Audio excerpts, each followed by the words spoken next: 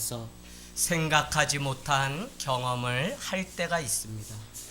그것은 생각지도 못한 곳에 돈을 감춰 두었다. 그 돈을 발견하는 그런 일도 아니고요. 길을 우연히 걷다 누군가가 버린 그 돈을 줍는 일도 아닙니다. 또한 재미삼아 사서 긁었던 그 로또 복권, 그것에 당첨되는 일도 아닙니다. 저는 오늘 잃어버린 생명을 찾는 일이야말로 우리의 생애 가운데 반드시 경험해야 되는 한 가지 일이라고 생각합니다. 다 죽은 것 같지만 다시 살아나는 그 은혜를 체험한 사람, 약속한 일이 그대로 우리 가운데 이루어지는 일을 보는 그 사람이 하나님의 사람이라는 것입니다. 고난 주간을 보내면서 주님의 제자였던 가룟 유다가 은을 가지고 주님을 팔았던 그 일이 있는가 하면 절대로 주님과 함께 죽으면 죽었지 부인할 수 없다고 말했던 베드로의 부인이 등장합니다. 그리고는 예수님의 죽으심이 무엇인지도 모른 채 의심 많은 도마의 삶이 등장하고, 그런가 하면 그 한편에는 1년을 노동했던 그 향유컵을 깨뜨려 주님 앞에 드렸던 마리아의 이야기가 있습니다. 그런가 하면 두렙돈이 전 재산이었는데 그것을 주님 앞에 드렸더니 너가 가장 많은 것을 내게 드렸다고 칭찬했던 일들이 있습니다. 그런가 하면 금요일, 토요일에 이르기까지 억지로라도 예수님이 지셨던 골고다의 그 십자가를 대신 짊어지고 갔던 아리마대 요셉이 등장합니다. 그런가 하면 한밤에 몰래 예수님을 찾아왔다 주님을 만났던 니고데모라고 하는 사람은 침향과 모략을 가지고 예수님의 시체에 바르려고 준비했던 일들이 있습니다. 여러분, 예수님의 장사를 끝까지 수종드렸던 이름 모를 여인들이 부활 사건에 등장합니다. 주님은 요한복음 13장에 보면 세족식을 마치시고 세 계명을 주시면서 요한복음 13장 34절 35절로 가면 이렇게 말씀하십니다. 내가 여러분에게 세 계명을 줍니다. 그것은 서로 사랑하라. 내가 너희를 사랑한 것 같이 여러분도 서로 사랑하십시오. 여러분이 서로 사랑할 때 그때 비로소 모든 사람이 여러분이 나의 제자인 것을 알게 됩니다. 주님의 제자의 마지막 단초이자 결과는 다른 것이 아니라 모든 것을 다 놓칠지라도 서로 사랑함을 지켜가는 그것이 주님의 제자됨의 마지막 명령이라는 것입니다. 그럼에도 베드로는 오늘 13장 34절 35절 이후에 예수님을 3번 부인할 것을 예수님은 베드로의 귀에 대고 다 가르쳐 주십니다. 그럼에도 불구하고 예수님을 부인하셨던 그 베드로, 요한복음 14장 1절로 가보겠습니다. 요한복음 14장 1절은 그와 같은 세족식을 마치시고 이렇게 말씀하십니다. 여러분 마음에 근심하지 마십시오. 하나님을 믿으니 또 예수 그리스도인 나를 믿으십시오라고 말씀합니다.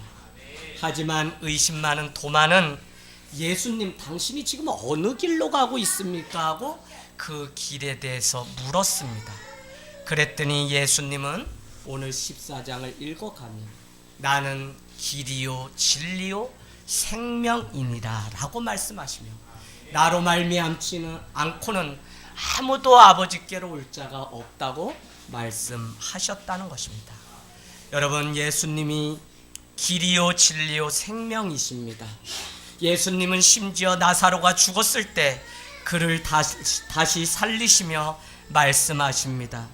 예수께서 이르되 나는 부활이요 생명이니 나를 믿는 자는 죽어도 살겠고 무릇 살아서 나를 믿는 자는 영원히 죽지 아니하리라. 그러고는 이 말씀 뒤에 내 자신이 곧 부활이요 생명이라고 그렇게 말씀하셨다는 것입니다. 여러분, 오늘 이 작은 부활주일은 주님이 약속하셨던 나는 부활이요 진리요 길이요 생명이라고 말씀하셨던 그 약속이 우리 가운데 실제로 이루어져서 전에는 말씀으로 들었지만 이제는 우리 앞에 부활하신 주님을 만나는 내 생애 가운데 반드시 경험해야 되는 가장 귀한 사건이라는 것입니다. 여러분, 사람이 살아가면서 가장 무서워하는 권세가 두 가지가 있습니다. 그 한 가지는 죄의 권세입니다. 또 한 가지는 사망의 권세입니다. 부활을 하셨다는 것은 죄와 사망의 권세를 깨트리시고 다시는 이와 같은 일을 범하지 않으며 두려워하지 않는 기회를 우리에게 주셨다는 것입니다. 여러분, 수치심이 왜 우리에게 오죠? 수치심은 바로 죄의 권세에 붙들려서 그 죄 가운데 벗어나지 못하기 때문에 그렇습니다. 그러나 주님이 부활하심으로 그 수치심, 죄의 권세를 깨트렸다는 것이 부활절의 의미입니다. 사망의 권세는 우리에게 무엇을 줍니까? 두려움을 줘요. 저는 한 주 고난주간 첫날 우리 권찰님이 입원해서 그 사망과 병상에서 싸워갔던 그 심정이 무엇인지 압니다. 저는 고로 존재함으로 부활을 믿습니다. 그 부활이 나의 것이 아니라면 저는 주님을 믿지 않을 것입니다. 불과 석 달 전에 아우를 주님의 품에 보내면서 다시 만날 것을 기약했던 것이 부활신앙 때문에 그렇습니다. 그 아들을 때문에 달력에 그 기도문을 적고 1년 동안 그 벽에 걸린 달력 한 장에 걸린 기도문을 읽다 교회를 출석하시고 시골에 어머니도 25년 만에 오늘 한복을 입으시고 드디어 세례를 받으시는 날입니다. 이 많은 일련의 사건들이 그냥 일어난 것이 아니라 죄와 사망의 권세를 깨트리시는 분이 예수 그리스도이심을 믿기 때문에 우리는 죽은 자 같지만 산 자요, 무너진 자 같지만 다시 일어나는 자요, 없는 자 같지만 우리의 등 뒤에 계신 예수 그리스도를 믿음으로 선포가 부활이 우리의 인생 가운데 첫 발을 옮기게 했다는 것입니다. 많은 신앙을 가지고 살지만 오늘 내가 살아서 믿는 자는 죽어도 영원히 죽지 않고 산다고 하는 이 부활의 신앙이 오늘 여기에 있는 우리의 것이 되기를 주님의 이름으로 축복합니다. 사랑하는 여러분, 그러려면 여러분 안에 오늘 몇 가지 결단을 하셔야 됩니다. 더 이상 예수님의 무덤을 지키지 않기로 결단하십시오. 괜히 걱정하지 마시고 부활의 주님을 따라가셔야 됩니다. 로마 군인들이 예수님의 무덤을 겹겹이 둘러싸서 지킨다고 해도 예수님은 이미 부활하시고 사망 권세를 깨뜨리시고 그곳에 계시지 않는 빈 무덤이었습니다. 예수님이 십자가에 달려 돌아가신 것으로 끝이라고 생각했지만 여러분, 사흘 뒤 3일만 참게 되면 그 제자들의 눈앞에 죽었던 예수 그리스도가 오늘 이 아침 우리의 눈 가운데 친히 살아나서 우리의 이름을 부르지 않았습니까? 아무리 불안과 초조에 빠져 우리의 전부를 잃어버렸다고 해도 우리는 예수 그리스도의 부활을 믿기 때문에 죽어도 다시 사는 권세가 믿는 우리에게 있다는 것입니다. 여러분, 십자가에 달려 돌아가신 예수님의 부활을 기다리는 일이 얼마나 초조하고 두렵습니까? 마치 분만실에 들어간 아내의 그 출산 소식을 기다리며 문 밖에 서서 기다리는 남편의 그 심정, 그것이 이와 같을까요? 아니면 갑자기 나라의 대통령이 서거해서 허망한 자리에서 주인 없는 백성이 되어버린 그 심정과 같은 것일까요? 아니면 지진과 전쟁과 난리로 인하여 더 이상 살 소망이 없다고 생각하는 그 사람들의 심정과 같은 것일까요? 정확한 것은 십자가의 예수님은 장사 지낸 지 사흘 후에 오늘 아침 이 부활절에 부활하셨다는 것입니다. 할렐루야.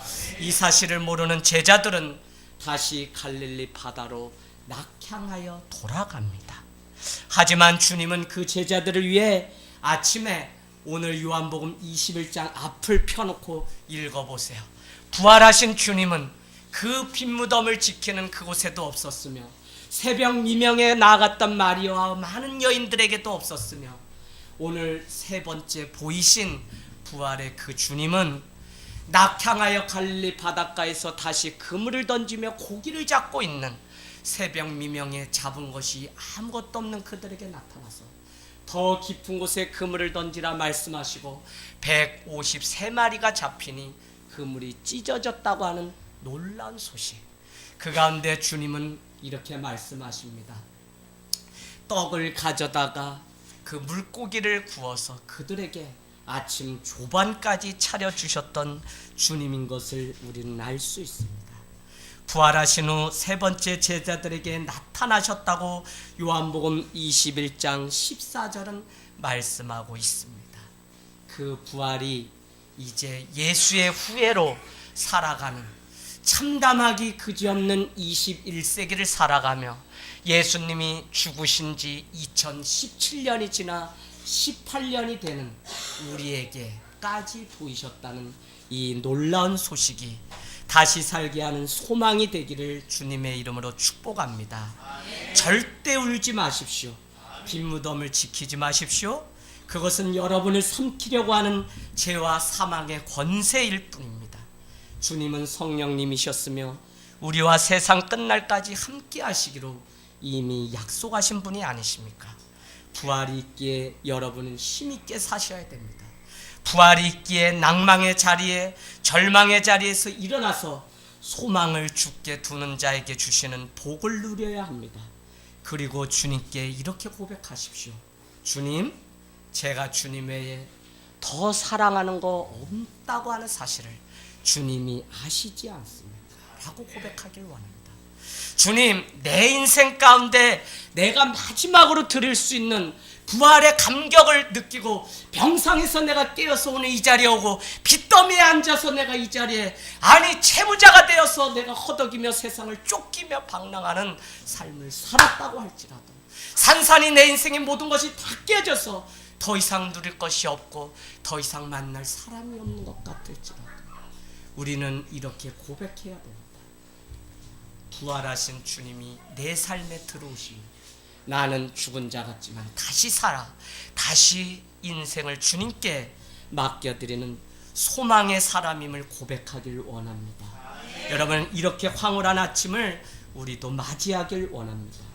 한낱 주님이 내가 하고 있는 일만도 못하고 돈만도 못한 주님으로 전락시키지 마십시오. 당신에게 주어진 사명을 경홀히 여기지 마십시오. 주님이 부활하신 이 아침을 맞이하지 못한다면 우리는 평생 남들이 전하는 부활 소식만 들을 뿐 내가 부활의 주인공이 되지 못하니까요. 여러분, 이제 결단하십시오. 내가 사는 것이 아니라 내 소망을 이루어가는 것이 아니라 내 인생을 흘러가는 대로 사는 것이 아니라 지금 여기서 부활하신 주님과 다시 시작하고 다시 사는 인생, 이것이 바로 부활 신앙입니다. 그리고 고백하길 원합니다. 주님, 제가 주님을 사랑하는 줄 주님께서 아시지 않습니까? 여러분, 이 한 주 서점에 한번 가셔서 찾아서 꼭 읽으셨으면 하는 좋은 책이 있습니다. 맥스 루케이도라고 하는 유명한 기독교 작가인데요, 그가 일상의 은혜라고 하는 책을 썼습니다. 일상의 은혜, 우리가 살아가는 일상 속의 은혜, 그 안에 너무 귀한 글귀가 있어서 소개하고 마치려고 합니다. 성도들은 천국 택배 회사이다. 복음을 전달해야 할 책임이 성도에게 있기 때문이다. 부활의 산 소망을 가지고 살아가는 성도는 천국 택배 회사이다. 이렇게 글귀를 써놨어요. 여러분, 택배 아시죠? 예. 우리는 이 땅에 남겨진 목적은 무엇이냐면, 너가 정말 나를 사랑한다고?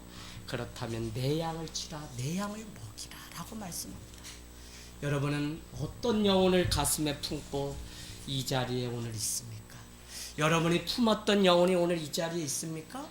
여러분은 정말 남편과 사랑하는 육체적인 관계를 이뤄 가정을 이룬 한 사람이 부활의 소망 대신 세상의 허망한 것을 찾아 나아가는 그 일에 대해 얼마나 가슴 아파요. 한 번 사랑한 것으로 끝이 아니라 주님은 너가 정말 나를 사랑하는 그 마음으로 이제 세상에 나아가 내 앞에 있는 내 이웃 그를 치고 그를 먹이라고 우리에게 말씀하셨습니다. 여러분, 세상에 종말이 올지라도 오늘 우리를 다시 살리기로 약속하신 그 주님이 나의 구원자요 나의 주인이 되시는 놀라운 부활절이 되시기를 주님의 이름으로 축복합니다.